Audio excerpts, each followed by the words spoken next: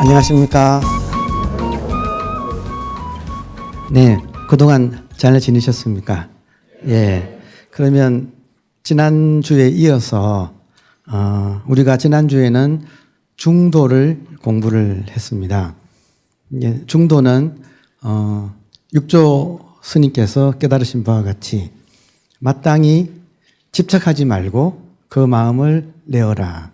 집착하지 말고가 무심, 그리고 그 마음을 내어라가 평상심.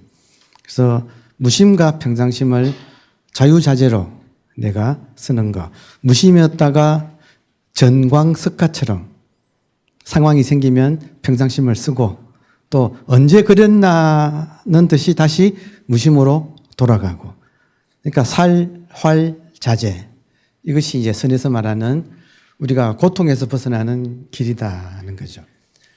집착을 하면 고통이 생기고, 집착을 내려놓으면 자유의 길이 펼쳐진다. 이게 이제 부처님의 가르침이고, 그것을 중도라고 하고, 그리고 이 중도가 공허한 이론에 떨어지지 않기 위해서 제가 지난주에 예를 든 것이 조선의 경상남도에서 만든 이름 모를 도공이 만든 막사발이 지금 천하의 대명물이라고 부르거든요. 그 다완이 되었다는 그 무심을 보고 부처님 경지에 이른 그릇. 그리고 또 하나가 지난 시간 마지막 부분에서 이제 제가 궁금해했던 그 모래와 돌로 만든 이 정원이 되게 젠 가든이라고 이야기를 하는데, 이것이 어떤 사람이 어떤 발상을 했을까 하는 점을 제가 조금 말씀을 드렸지요. 이 발상을 한 분이, 처음으로 그걸 만든 사람은 몽창국사, 꿈몽자의 이 창이라고 하는, 꿈에서 이분이 창을 통해서 달마대사를 만나게 되거든요. 그렇게 해서 참선하는 스님이 되시는데, 이 몽창국사가 그 지금 서방사라고 하는 교토 서방사의 그 정원을, 익기 정원이라고 하는 물로 만든 정원을 이렇게 만들었다가 위에도 하나 정원을 더 만들려고 했는데 물을 끌어들이다가 실패를 자꾸 해서 차라리 이 물로 만든 정원이라고 하는 이 개념을 한번 내려놓자 했더니 뜻밖에도 이 모래자갈을 가지고 물을 표현하는 그 정원이 탄생하게 되었다. 이것이 마음을 내려놓았더니 전혀 뜻밖의 새로운 스타일의 정원이 탄생했다. 이게 무심, 평상심. 그리고 이 두 문 사이에, 아래 정원과 윗 정원 사이에 향상관이라고 하는 관문이 딱 있는 거예요. 제가 현장에서 그걸 보고 약간 기절할 뻔했습니다. 왜냐하면 우리 선에서 말하는 향상일로라는 말이 있잖아요. 향상일로. 그 향상관이라는 것은 결국 나의 욕심, 나의 욕망, 나의 집착, 나의 가래, 그걸 내려놓는 것을 향상관이라고 하는 거예요. 그래서 우리가 많이 쓰는 말로 백척간두에, 백척이면 어마어마하게 높은 장대지요. 백척간두에 진일보한다. 그러니까 이게 실천이 어려운 것은, 여러분, 내가 나를 내려놓기가, 평생 나의 욕심으로 살았는데 그 욕심을 내려놓기가 이게 쉬운 일이 아닌 거죠. 그러니까 백척간두에서 진일보하면 죽을 것 같아요. 그죠? 그걸 한번 내려놓는 거. 이게 크게 죽는다. 대사 1번. 대사 크게 죽는 1번. 한번 크게 죽으면 절후, 끊어진 다음에 소생, 다시 살아나온다. 이게 지금 무심, 평상심, 살, 활, 자재, 살인도 활인금. 이 중도를 금강왕의 복음이라고 하거든요. 그러니까 금강왕의 복음은 재빨리 꺼내서 정광석가처럼 쓰고 다시 아무 일 없다는 듯이 칼집에 탁 넣고 꺼내었다 쓰고 넣고, 이것이 선의 묘미예요. 활발한 거죠. 어디를 가서든지 걸림없이 이렇게 자유자재로 마음을 비우고, 여러분 마음을 비우면 뭐든지 할 수 있죠. 그 말 이해되시죠? 예. 자, 그러면 자, 이 말을 또 우리가 잘 알고 있는 청원유신 선사가 중국의 임재종 황룡파 스님입니다. 우리 족보는 여러분 족보 알아야 되잖아요. 이 공부하면서 우리 대한불교 조계종의 족보가 있습니다. 서산대사 아시죠? 선가 기감에 서산대사께서 당신의 제자의 우리가 잘 아는 사명당이라든지 편양 응기 스님이라든지 아주 쟁쟁한 스님들이 많으셨거든요. 그 당신 제자들한테 우리 족보는 조계대사로부터 시작을 해서 5가 7종이 벌어질 때 임재종 양기파의 가풍은 율곡봉과 금강권입니다. 그러니까 율곡봉이란 말은 처음에 첫 시간에 소개드렸는데 목에 밤송이가 걸리고 밖으로는 금강권은 금강 다이아몬드의 에너지 감옥이 쪼여오는 것.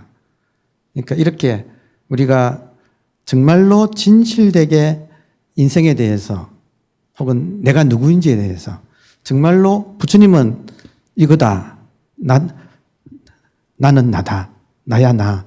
여러분 어린아이들 보고 너 누구니? 그러면 나야 나 그러죠. 어린아이는 아는 거예요. 어린아이나 부처님은 나야 나 그러는데 우리는 지금 나야 나야 좀 어렵지요. 이걸 자신 있게 나야 나 하는 게 우리 공부예요.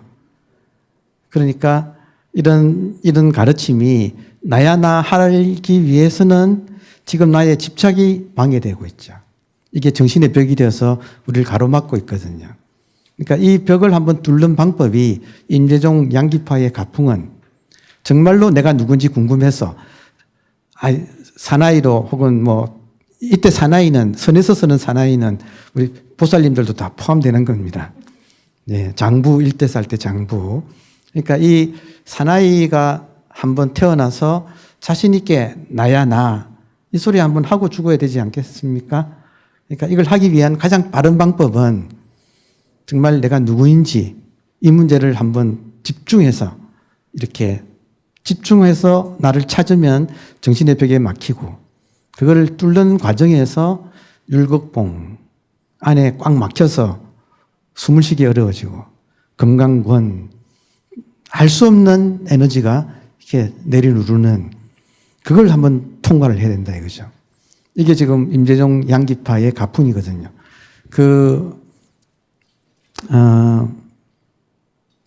참 지금 갑자기 이렇게 선연하게 떠오르는데 항상 공부를 하려면 선지식하고 친해야 돼요. 그러니까 공부하는 제일 비결은 선지식을 시봉하는 겁니다. 이게 아주 최고의 비결이에요.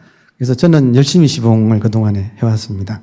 그래서 선지식을 따라서 조금 전에 제가 말씀드린 그런 교토 이야기나 또 지금 임재종 양기파를 시작하신 양기방회 스님이 계세요. 그래서 양기 스님이 계신 곳이 중국의 강서성에 양기산이 있습니다. 그 양기산에 보통사라는 절이 있어요. 거기에 양기방회 스님이 살았어요. 그러니까 우리들의 지금 정신의 족보를 따라 올라가면 조상이 그렇게 살았던 거죠. 가보고 깜짝 놀랐어요. 그러니까 선지식 따라서 이렇게 갔더니 그 위치가 양기산의 생김새가 여러분 한라산 백록담 떠오르세요? 안에 폭 꺼졌지요? 그러니까 선종사찰은 아래에서 전쟁이 나도 상관없이 항상 산꼭대기에서 자급자족하고 살았어요.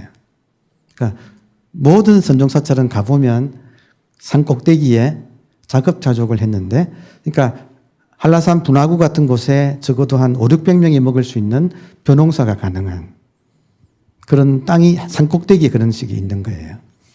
특히 이 양기산은 보통사에서 딱 서서 보면 앞이 절벽이 쫙 쳐서 그러니까 분화구 속 같아요. 상상이 되십니까? 그러니까 딱 가자마자 제가 모시고 간 선지식께서 하시는 말씀이 그 스님께서는 천옥이구나 이러셨어요. 천은 하늘 천자에 감옥. 그러니까 우리 임재종 양기파의 가풍이 사람을 아무리 집착을 내려놓아라 해도 안 내려놓으니까 제대로 집착을 해봐라 이러는 거예요. 진리가 뭔지를 정말로 제대로 집착해서 알아봐라는 거죠. 그 과정에서 감옥에 갇히게 되는 거죠. 이게 화두거든요. 그러니까 화두를 천옥이라고 하는 거죠. 근데 그 화두가 들렸을 때 나타나는 광경이 실물이 양기산에 쫙 펼쳐지는 거예요. 그래서 그 보통사에 양기산 보통사에서 만난 또 중국의 노스님이 계셨는데 바로 허운화상의 제자였고 지금 돌아가셨어요. 허운화상은 우리나라의 경허스님이나 용성스님처럼 이 법맥이 끊어져 있던 이 법맥을 다시 일으킨 중흥조라고 할 수 있죠. 그래서 그 허운화상의 제자가 그때 아주 노스님으로 우리가 가서 인사했는데 인사를 당신이 일하시느라고 인사를 받아주니만이 이렇게 하셨는데 그게 정말 선성답대요. 예, 그러니까 지금도 아련해요. 정말 깊은 산 속에 분화구 같이 하늘이 만든 감옥. 거기에 절이 딱 붙어서 있는데 거기에 노스님이 정말로 이렇게 자신의 본분을 다하고 계시는 그 모습이 굉장히 아름다웠습니다. 그러니까 우리 공부를 발로 해야 되는 거를 이해되시겠죠? 그러니까 이렇게 공부하다가 현장에 가서 보면 정말 깊은 신심이 나오고 이 법맥이라는 것이 얼마나 귀한가 부처님으로부터 역대 조사가 이어서 또 한국까지 와서 지금 우리한테 이렇게 전해지고 있는 거거든요. 그러니까 정말 감사할 일입니다. 자, 그러면 성철 스님의 말로 유명해진 산은 산이다란 말이 있지 않습니까? 그 출전이 청원 유신 선사인데 이분은 우리 같은 임재종이지만 황룡파 스님이셨어요. 자, 청원 유신에 이 말씀이 있습니다. 산시산, 산은 산이다. 산 불시산, 산은 산이 아니다. 산지시산, 산은 그저 산이다. 산은 다만 산이다. 이때 항상 3단계로 넘어가는 거 아시겠습니까?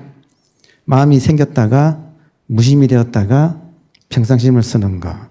산은 산이다는 우리가 참선 공부하기 전에 그냥 이 세상이 있는 이대로 사실인 줄 알고 살아가는 그 모습이 산은 산이다. 참선을 하게 되면 산은 산이 아닌 도리를 소위 말하는 공성을 우리가 한번 체득하게 되죠. 그러니까 공부를 해서 산은 산이 아니구나 하는 것을 산은 산이 아니면 뭐죠? 예. 그러니까 이게 이제 우리 반야칭에서 말하는 공이라고 하는 그 이치가 있습니다. 근데 공이 끝이 아니라는 거죠. 산은 다만 산이구나. 이 지자, 다만 지자, 그저 지자, 평상심이라는가. 그러니까 한번 우리가 이 세상을 살아가는 집착을 가지고 살다가 집착을 내려놓으니까 완전히 이렇게 완전히 무심하게 된 상태에서 뭐든지 있는 그대로 보고 우리가 대할 수 있게 되는 거.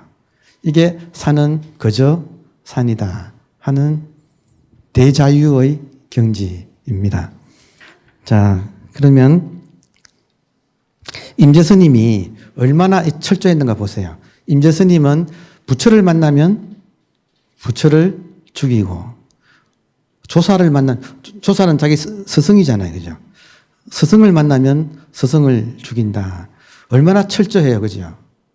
이렇게 해야 부처님과 스승의 은혜를 제대로 갚는 거예요. 왜냐하면 그분들의 가르침은 우리한테서 집착을 내려놓게 하는 건데 우리가 세간에 대한 집착을 내려놓고 세간이 싫다고 해서 무조건 부처님과 또 뭐 선의 세계에 또 집착하면 안 되는 거죠. 양쪽을 함께 내려놓는다. 이게 이제 또 중도의 도리입니다. 자, 그러면 살불살조를 임재가 말했는데 이렇게 되면 어떻게 될까요? 부처에서 부처라는 상을 빼면 부처님도 부처님의 본래 면목은 당신의 본심이죠. 조사 스님한테서 조사 스님이라는 상을 빼면 그분의 진면목도 당신의 본심이죠. 그러면 우리 같으면 우리한테서 우리라고 하는 상을 빼면 우리들의 본래 면목도 본심이죠. 이 본심을 자성불이라고 하는 거죠. 그렇다면 만약에 우리가 무언가를 볼 때 상을 내려놓을 수만 있다면 모든 존재가 평등해집니다. 이해되세요? 모양을 보지 않고 약견재상, 모양을 볼 때 모양을 내려놓을 수만 있다면 전부 다 낱낱이 다 열애라는 거죠.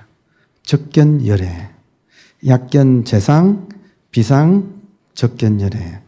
그러니까 이게 무상정등각이죠. 무상은 위가 없다. 정은 바르다. 등은 평등한. 위가 없는 바르고 평등한 깨달음. 이게 인도말 그대로 하면 아누따라 삼맥 삼보리. 이게 지금 중도가 실현되었을 때 우리들의 안목을 말하는 거죠. 그러면 좋겠죠, 여러분. 그죠? 예. 노력을 해야죠. 자, 또 중도라는 말을 이렇게 우리가 정말 매사에서 중도라는 것을 자기한테 적용하려고 이렇게 살다 보면 제가 며칠 전에 제가 아는 어떤 부인께서 연세가 좀 많으세요. 그분께서 생신을 맞이했어요.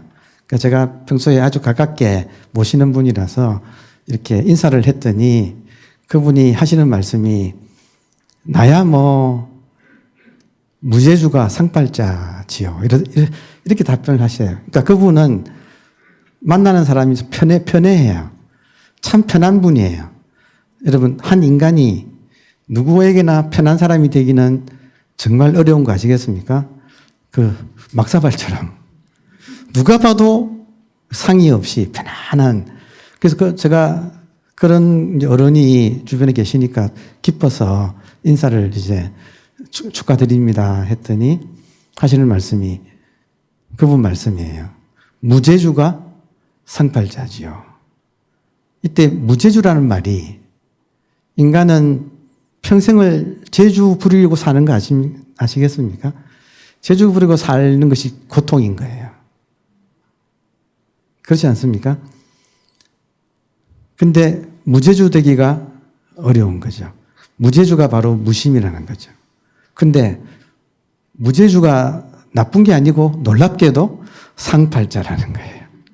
그러니까 지금 아주 연만하신 분이 평생을 살다가 나야 뭐 축하드립니다 했더니 나야 뭐 무제주가 상팔자지요. 근데 그분의 삶을 아는 사람으로서는 그 말이 그냥 나온 게 아닌 거예요. 그래서 제가 지금 부츠를 하나 가져왔는데 그분께서 저한테 이렇게 선물로 써주신 이 글이 있어요. 여러분한테 소개를 해볼게요. 이게 그 중국의 어느 비구니 스님의 오도송이에요. 비구니 스님의 오도송도 중도를 말하고 있습니다. 지금 글씨 어때요? 잘 쓰셨지요? 한글 궁체가 상당히 하여튼 편하지요? 예, 한번 읽어볼게요. 하루 종일 봄을 찾아도 봄은 안 보여.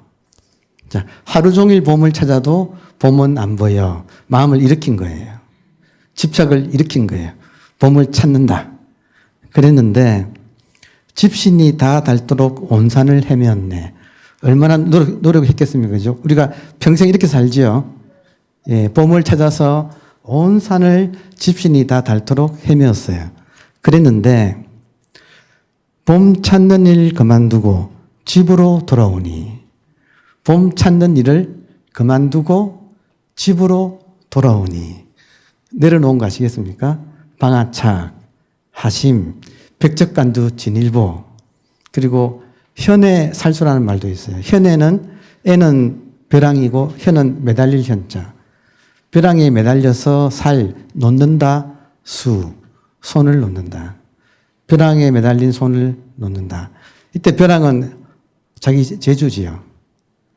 자기 재주를 평생 매달려서 사는데 그 손 놓기가 그렇게 어려운 거죠. 근데 그걸 놓고 봄 찾는 일 그만두고 집으로 돌아오니 울타리에 매화꽃이 한창인 것을 뜻밖의 자기 집에 매화꽃이 울타리에 이렇게 한창 피어 있는 거죠.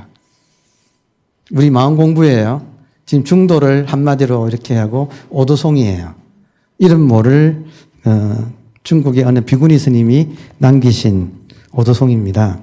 그러니까 제가 첫 시간에 이렇게 손가락으로 가슴을 지적하는 거, 이게 마인드 리셋, 초심으로 돌아가는 거.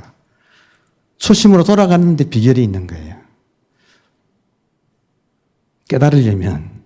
깨달으려면 찾는 것을 찾다가 안 되는구나 하고 내려놓았을 때 뜻밖의 이미 처음부터 완벽한 자신을 만나는 거예요. 그러니까 봄을 찾아서 온 산을 헤매다가 못 찾아서 집으로 돌아왔더니 뜻밖의 울타리에 매화꽃이 활짝 피어 있는 아름답지 않습니까? 네. 자, 다시 한번 음미해 볼까요? 그 선배님께서 참 노년에 편안하셔가지고 참 감사드립니다 했더니 하시는 말씀이 나야 무제주가 상팔자죠. 무제주입니까, 여러분? 무제주입니까? 진짜 제주는 무제주의 제주예요. 자기 제주를 내려놓는 것이 진짜 제주다. 그러니까 활을 쏠 때도 자기 제주로 쏘는 게 아니라 완전히 마음을 비웠을 때 그가 쏜다. 이게 우리 삶의 지혜입니다. 다음에 또 하나 이렇게 이미지로 이런 부처님의 가르침을 이미지로 우리가 볼 수 있는 것 중에 하나가 가까운 서울의 봉원사 있죠. 봉원사 가면 경판을 따로 모셔놓은 판전이 지금도 있습니다. 판전. 그 판전의 현판, 판전이라고 하는 현판 기억나십니까? 기억나시죠? 그것은 바로 우리나라를 대표하는 이 최고의 예술가 중에 한 분이고 또 참선을 했던 이 추사 김정희 선생의 죽기 3일 전, 한 인간이 죽기 3일 전에 마지막 쓴 글씨가 판전이에요. 한 추사라고 하는 정말로 진짜 일생을 바쳐서 이 글씨에 모든 것을 걸었던 한 인간이 마지막 죽기 3일 전에 이렇게 쓴 글씨가 어린애 글씨 같잖아요. 정말 이 새 속에 때가 속 빠진 이 속물이 쭉 빠진 그런 어린애가 쓰는 것 같은 그런 글씨가 판전이 있다 이렇게 있는 거죠. 그러니까 이런 것이 바로 정말로 감동을 주지요.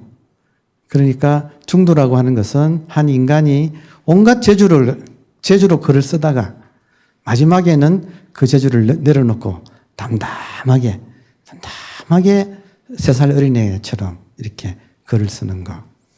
그러니까 이게 사실은 쉬운 일은 아닙니다.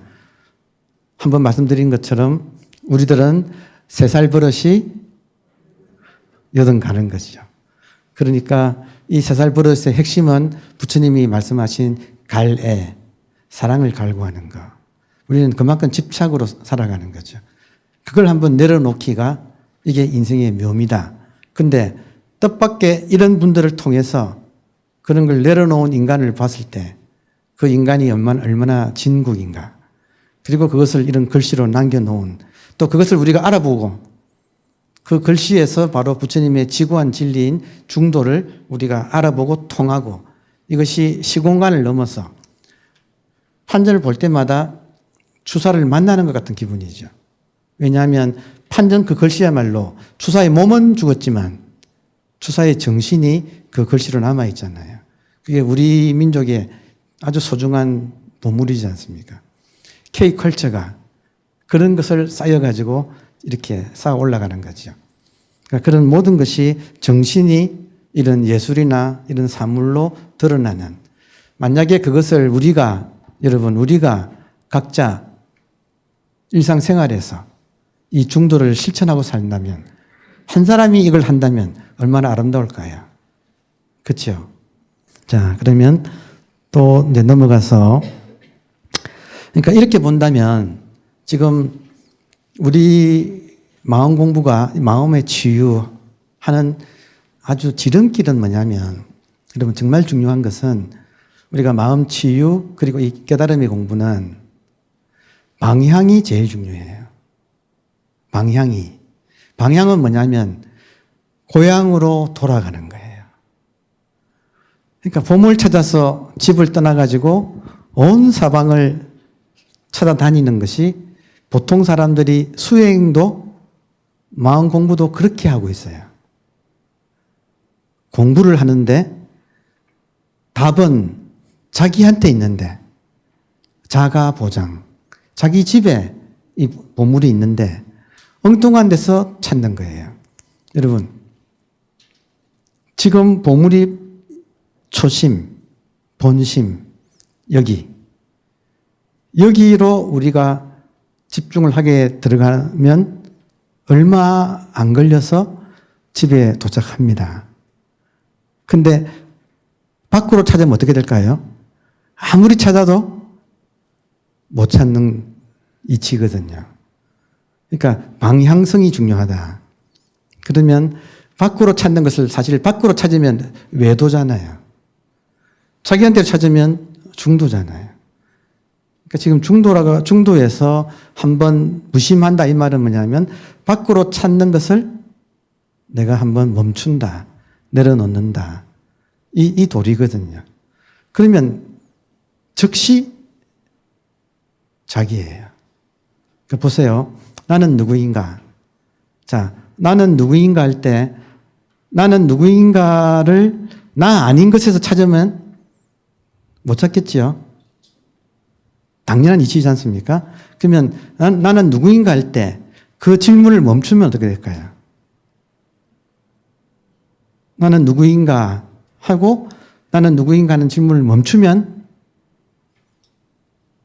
자기거든요. 이때 깨달음이 오는 거예요. 그러니까 모든 깨달음의 핵심은 잘못된 것을 알아차리고 나의 실수를 깨닫는 거예요. 자, 부처님께서 6년 고행을 선정산매를 통해 가지고 특별한 경지를 추구하시다가 가장 깊은 선정산매의 경지인 비상비비상천까지 가봐도 안 되죠. 왜냐? 입정하면 고요하지만 출정하면 부처님의 화두인 생로병사가 그대로 있으니까. 선정산매에 들어서 평생 못 살잖아요. 잠시 그때뿐이잖아요. 다시 말하면 선정산매는 생멸법이잖아요. 근데 지금 진리는 생사를 우리가 해결하는 길은 생멸법에 있는 게 아니라 진여에 있는 거죠. 변하지 않는 거. 변하지 않는 것은 자기한테 있다는 거죠. 그래서 부처님께서 6년 고행을 하셨지만 결국에는 선정산매를 닦아도 안 되고 고행을 해도 부처님 고행은 처절한 거 아시죠? 이게 막 진짜 살가죽이 다 붙을 정도로 핏줄이 드러나고 할 정도로 하셨지만 하루에 한 톨 먹고 그 고행을 하셨지만 안 됐잖아요. 부처님께서 6년 고행을 내려놓고 고행에서 금기시하는 우유죽을 드시고 목욕도 하시고 고행처에서 강을 건너서 보리수 아래에 앉아서 모든 걸 다 내려놓고, 자, 부처님께서 모든 걸 다 내려놓고 이게 지금 초심, 무심, 이돌이죠. 그랬더니 일주일 만에 깨달으셨잖아요. 6년간 그렇게 애를 써도 안 됐던 것이 내려놓고 일주일 만에 대각을 이루셨죠. 근데 우리가 하나 알아야 될 것은 쥐뿔도 없는데 내려놓을 것도 없죠. 부처님은 6년간 그렇게 애를 쓰다가 내려놓으니까 정말 대각을 이루신 거죠. 그러니까 나도 내려놓으면 되지. 아니, 말하고 실제하고는 천만 다르죠.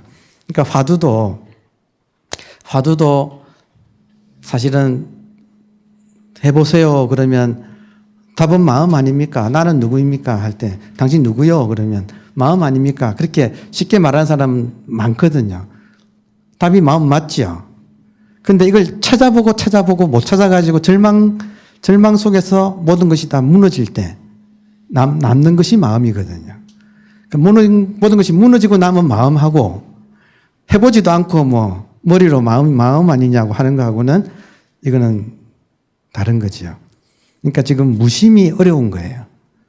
절벽에서 손을 한번 놓기가 이게 쉽지 않은 겁니다. 그러니까 열심히 노력해야 돼요. 그러니까 그냥 말로서 말로 하는 것은 여러분 힘이 없습니다. 그죠? 여기는 막혀 있는데 집착의 습관이 꽉 막혀 있는데 그걸 두고 머리로 중도가 어떻고 해. 여러분 중도가 어떻고 하면 중도라는 법상이 더 생깁니다. 중도 잊어버리세요. 실천이 중요한 거죠. 실천은 어려워요. 정말로 진지하게 성실하게 자기 일상에서 이거를 실천해 나가는 거.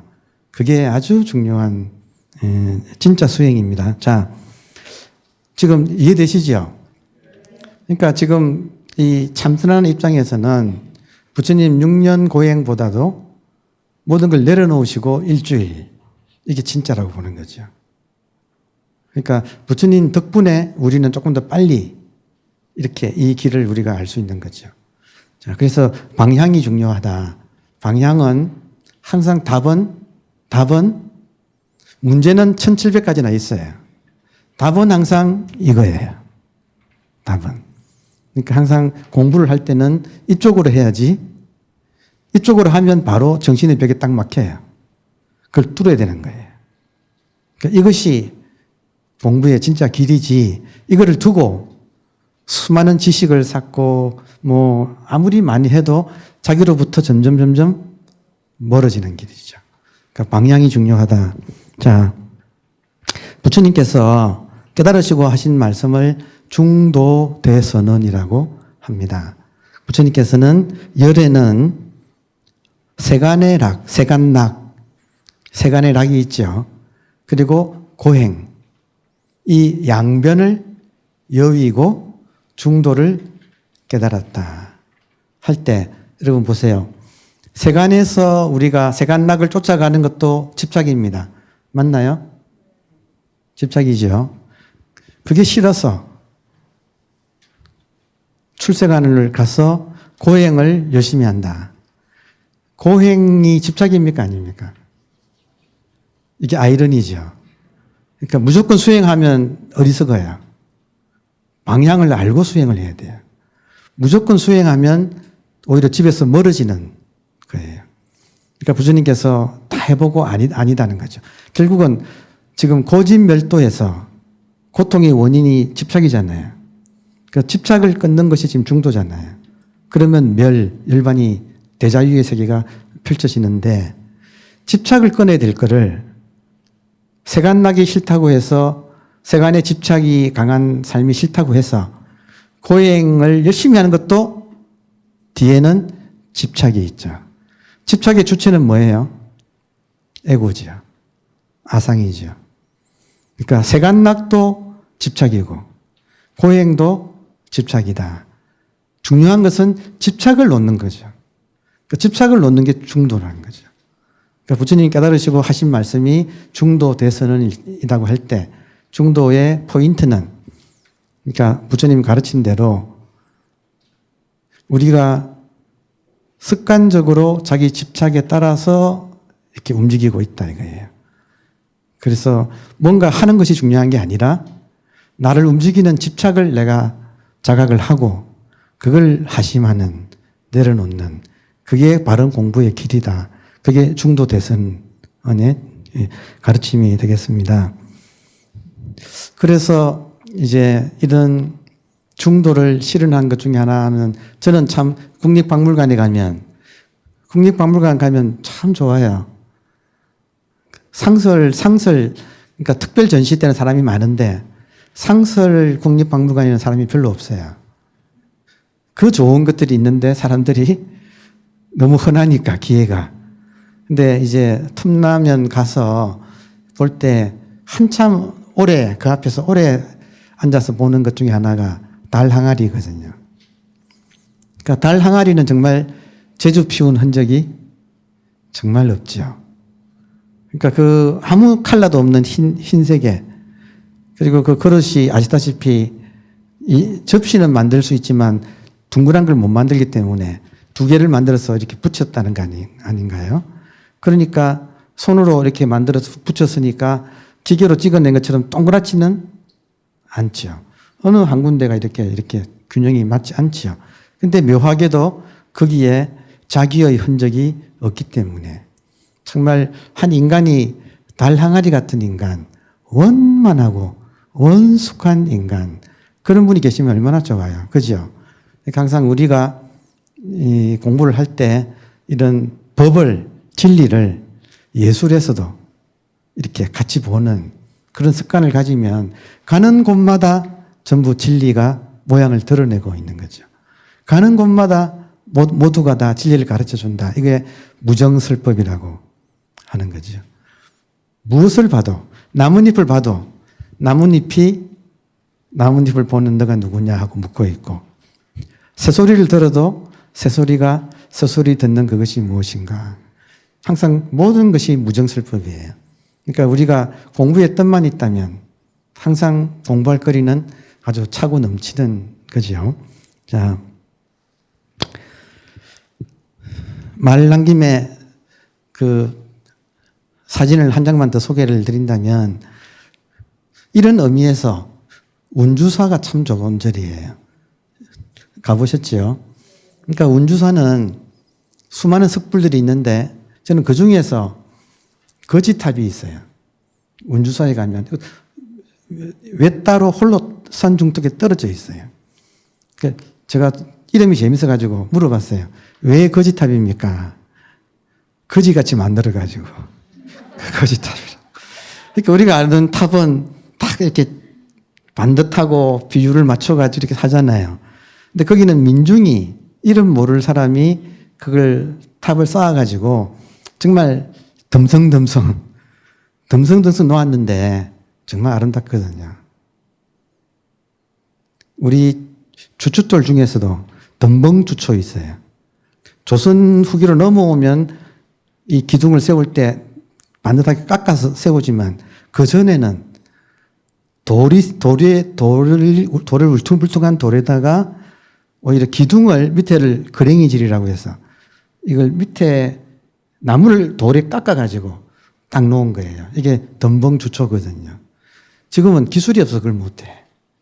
그러니까 그때 분들은 역설적으로 그렇게 되면 아구가 딱 맞아서, 돌과 나무가 딱 맞아서 그 어떤 지진에도 흔들리지 않는 단단한 건축물이 나오는데도 못도 안 서지요. 그런데 훨씬 더 덤벙주초가 아름답거든요. 그러니까 우리가 절에 가서 이 대웅전이나 정각을 볼 때 옛 건물들은 전부 다 덤벙주초예요. 그것이 그냥 제목이 재밌죠. 덤벙 놓았다고. 주춧돌을 덤벙 놓았다고. 근데 그것이 최고의 기술과 안목인 거죠. 그러니까 그런 것이 전부 다 중도를 구현하는. 그러니까 중도에 맞으면 진실되고도 아름답고 또 선하지요. 그러니까 진선미가 하나 되는 것이 이 중도의 원리죠. 가는 곳마다 그렇습니다. 그렇죠? 내한테 안목만 있다면 가는 곳마다 그것을 만든 사람의 중도의 마음을 볼 수 있는 거죠. 이것이 시공을 넘어서 즐거움을 주는 거죠. 우리 죽으면 어떻게 될까요? 우리 죽으면 우리들의 본심으로 돌아가거든요. 본심으로 돌아가면 그거 만든 사람들 다 있어요, 그대로. 부처님도 거기 계시고 다 계시거든요. 그러니까 우리가 거기서 왔고 거기로 돌아가고 지금도 거기서 살고 있고 안목만 가지면 시공을 넘어서 모든 사람과 친구가 되는 그런 기적을 우리가 누리면서 살 수 있죠. 모든 것이 어디에 달렸습니까? 예. 이 마음을 한번 꿰뚫어 놓은 그 안목에 따라서 이 모든 것이 이루어지는 거죠. 자, 정리를 하겠습니다. 우리가 어떤 것에 대한 상이 없으면 그것은 아름답지도 추하지도 않다. 대상의 미와 추는 그것이 아름답고 추하냐 아니면 내가 결정하느냐 할 때 내가 결정하는 거예요. 내 마음에 달린 거죠. 그렇죠? 그래서 오늘 여러분께 드리고 싶은 메시지는 내가 괜찮다고 하면 괜찮은 거예요. 여러분 자식 불만이죠. 자식도 불만이지, 짝도 불만이지, 뭐 부모도 또 뭐 무슨 흙수저 뭐 해가지고 불만투성이잖아요. 그런데 우리가 이렇게 눈을 바꿔서 내가 괜찮으면 괜찮은 거다. 그러면 나의 본래 면목이 뭐예요? 나의 본래 면목은 초심, 본심, 자성은 자성불, 부처거든요. 내가 본래 부처임을 깨달을 때 밖에서 내가 필요한 것이 없어져요. 정말로 그러니까 내가 괜찮아야지 해서 괜찮은 게 아니라 우리들의 본래 면목을 깨달을 때 스스로 이미 처음부터 부처라는 사실을 우리가 알게 되기 때문에 밖으로 모자라는 것이 없어요. 더군다나 이 부처는 온 세상을 다, 우리들의 마음은 온 세상을 다 포괄하고 있기 때문에 다 내 안에 있는 거죠. 한국은행 돈, 미국의 달러, 다 부처님도 여기 계시고 이 아미타불 계시고 관세음보살 계시고 모든 것이 다 통해서 하나가 되는 그 놀라운 세계가 중도 이 불법이 이 간단한 이치에서 이루어지는 거죠. 그러니까 결론은 내가 괜찮으면 괜찮다. 자식이요. 자식한테 우리가 욕심을 부리는 거잖아요. 그거 내려놓는 것이 집착으로부터 무심을 해지는 거다. 자, 그래서 이것을 한마디로 말하면 임재 스님이 수처작주 입처계진, 가는 곳마다 내가 주인이 되면 내가 서는 곳마다 진실되다. 그러니까 이게 선이라는 거죠. 이게 중도의 실천. 주인이 되는 거죠. 감사합니다, 여러분. 네.